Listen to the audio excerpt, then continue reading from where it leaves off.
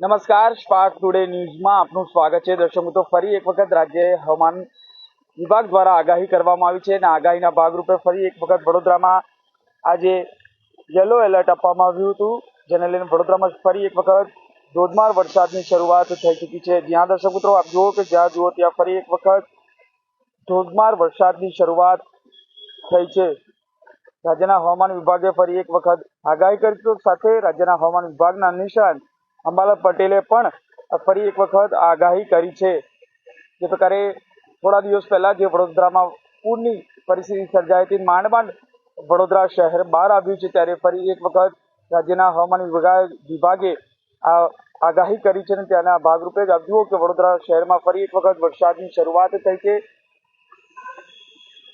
જે પરિસ્થિતિ સર્જાઈ છે સમગ્ર રાજ્યમાં આમ તો આગાહી કરવામાં આવી છે, ત્યારે આવતીકાલે વડોદરા શહેરમાં ઓરેન્જ એલર્ટ આપવામાં આવ્યું છે, ત્યારે આજે યલો એલર્ટ આપવામાં આવ્યું હતું. આપ જુઓ કે વાહન ચાલકો પણ જે પ્રકારે પોતાના નોકરી ધંધાથી ઘરે જઈ રહ્યા છે, ત્યારે આ વરસાદનો લાહો લેતા તેઓ જઈ રહ્યા છે. વડોદરા શહેરમાં ફરી એક વખત આ આગાહી કરવામાં આવી છે. જે પ્રકારે હવામાન વિભાગે આગાહી કરી છે અને આ આગાહીના ભાગરૂપે જ વડોદરા શહેરમાં આપ જુઓ કે જ્યાં જુઓ ત્યાં આ વરસાદ વરસી રહ્યો છે. ચોક્કસથી ધીમી ધારે વરસાદ શરૂઆત થઈ છે અને ત્યાં ધોધમાર વરસાદની શરૂઆત થઈ છે. વડોદરા શહેરમાં ફરી એક વખત ધોધમાર વરસાદની શરૂઆત થઈ છે અને ચોક્કસથી કહી શકાય કે રાજ્યના હવામાન વિભાગે આ આગાહી કરી છે કે સમગ્ર રાજ્યમાં ફરી એક વખત 5 દિવસની આગાહી કરવામાં આવી છે. તો સાથે વડોદરા સહિત સમગ્ર રાજ્યભરમાં આ 5 દિવસની આગાહી કરી છે.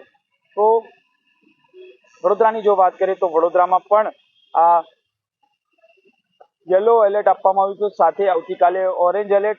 તો સાથે વાત કરીએ તો આજે અને આવતીકાલે ભરૂચ સહિત સમગ્ર દક્ષિણ ગુજરાતમાં ભારે વરસાદ વરસી શકે છે.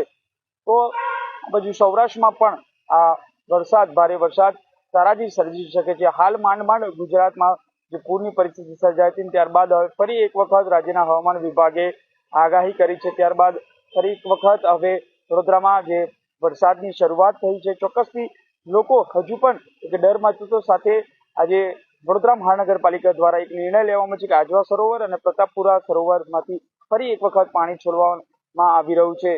જે પ્રકારે પરિસ્થિતિ સર્જાઈ છે, ચોક્કસથી કહી શકાય કે આપ જુઓ કે જ્યાં જુઓ ત્યાં વરસાદ જોવા મળી રહ્યો છે. ત્યારે રાજ્યના હવામાન વિભાગે ફરી એક વખત વરસાદની શરૂઆત થતા જ લોકો એક ચિંતાતુર બન્યા છે, કારણ કે વડોદરામાં હાલ જ જે પ્રકારે 4 થી 5 દિવસ પહેલા જે પૂરની પરિસ્થિતિ સર્જાય તો માંડ લોકો બહાર આવે છે, ત્યારે ફરી એક વખત આગાહી થતા લોકો ચિંતામાં મુકાયા છે. ચોક્કસથી કહી શકાય કે વડોદરામાં ફરી એક વખત સમી સાંજે વરસાદની શરૂઆત થઈ ચૂકી છે.